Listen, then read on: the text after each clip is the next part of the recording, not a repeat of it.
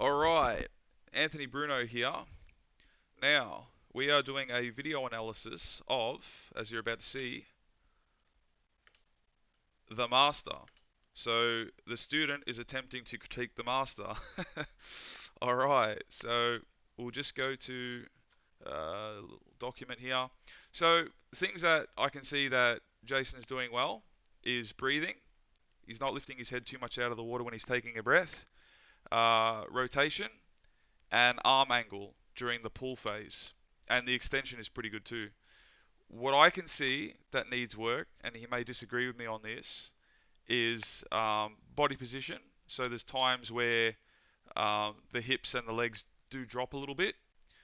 The timing, so that's the timing of the rotation and the pull. So from what I understand, you want to time your kick with the downbeat of your kick, so you have a powerful kick, rotate at the hips, and then pull through in that order. There's a bit of a lack of vertical forearm, which look, not everyone can get that, requires flexibility, that sort of thing. And then yeah, here, so sinking kick with the rotation of the pull. So that's, yeah, once again to do with the timing. All right, so we'll look at the video. Okay, so you got the extension. Okay, now this is very good. Okay, this angle here, that's ideally what we want. You want your upper body, so your shoulders and your back, to be more or less in line with your upper arm. So you want all that to be in line, and then this angle is actually quite good. So if we were to measure this, that'd probably be about 120 degrees, and that's ideally what we're aiming for. So you'll see most elite athletes, elite swimmers, this angle here during the pull phase is anywhere from 100 to 120 degrees, which is what we're aiming for. However, you don't want to apply power yet. What you want to do is rotate this way and have your shoulders start to rotate, start to be on this angle before pulling through. Because if you pull through here in this position, that's a drop shoulder. Okay, you're not engaging the back muscles. You don't have as much power as you would if you would have rotated the opposite way and then pull through after the rotation. Okay, so timing's off a little bit, not a whole lot, which is why he's pretty much swimming like he's got a motor strapped to his backside. Looks pretty good from the top.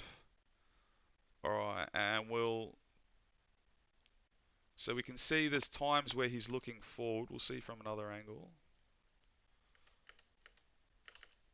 Okay, so looking mostly down, so it's pretty good here. So in the reach, so we can kind of see that his upper arm is coming up a little bit.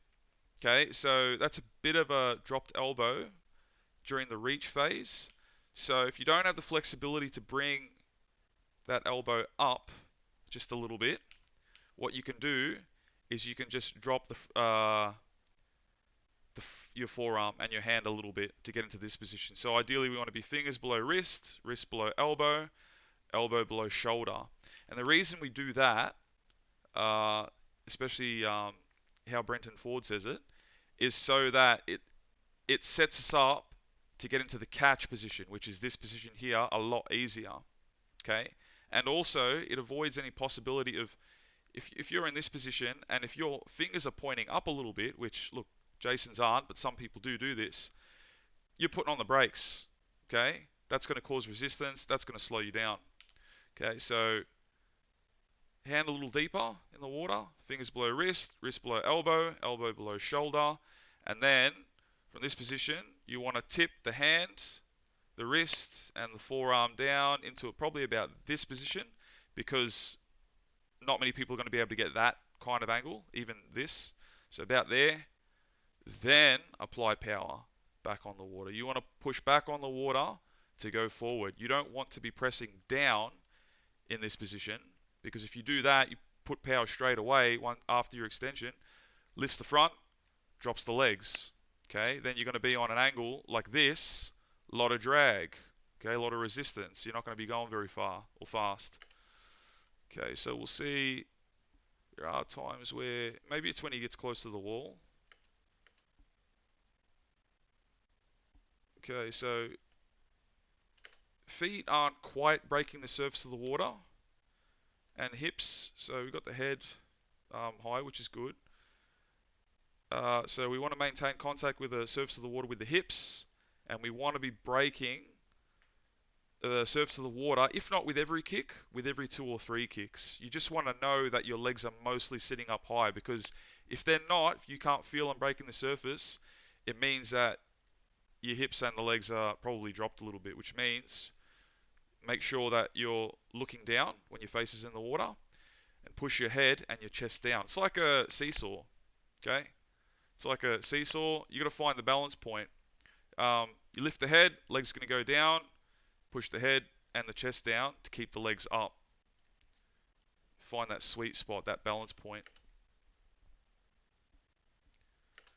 And then we'll also see from the side that he can have the elbow forward a little bit more in the catch and in the pull phase. So he is leading with the elbow a little bit. But once again, that could just come down to things like flexibility, which is something that takes time, something that we need to work on. So resistance bands, daily stretching, things like that. Good to improve that. Because with this, if you got a dropped elbow during the pull, you're not going to be holding as much water as you could be if you have a high elbow. So a high elbow basically means, so from your shoulder to your, oh, that's not a good line. So from your shoulder to your fingers, okay, you just want your elbow to be above that line. This is high elbow catch or early vertical forearm. This is slightly dropped elbow, okay? So we want to be going for this one here, okay?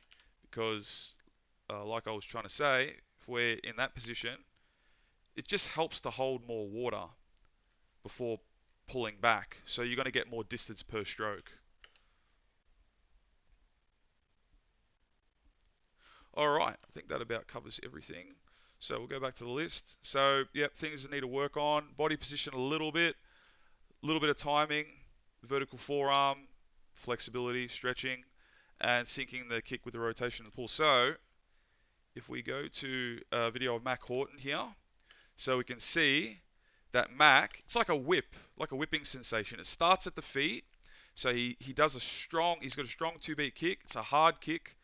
Rotates at the hips. And then if you see, so he's done his kick, he's starting to rotate, and he's still in the catch position. He hasn't started to put that pressure back on the water yet. Okay, so we get ready for it. Now he puts pressure on the water. So look, we got the kick. Then he's going to rotate. He's going to rotate that way. And then he's going to get into the catch position. And then he's going to pull through last at the very end. Okay, pretty sure it slows down so we can see it. Here we go. Kick.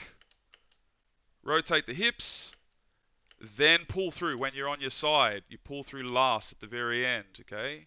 You don't want to pull through when you're rotated the other way, because more chance you're going to have a drop shoulder, less power. You're not engaging those strong back muscles like your lats. And you don't want to pull through when you're horizontal, when you're flat, because then you're like a barge moving through the water and there's still a lot of resistance. So this is the fastest part of the stroke right here.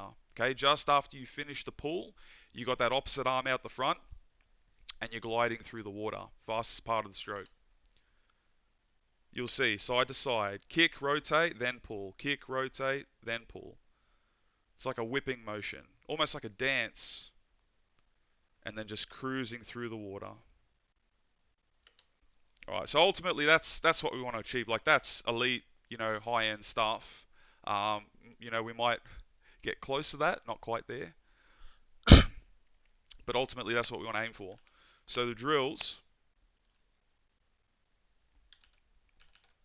Okay. So doggy paddle is good just for getting that feel for the water. So you want to feel the water at the start of the stroke on the closer to the outside of your palm, kind of where your pinky and your third digit is. So you want a good grip, a good feel for the water before you start to pull through, because if you don't feel like you've got a good grip on the water, you're probably not going to hold much water as you pull through. You're going to be slipping somewhere.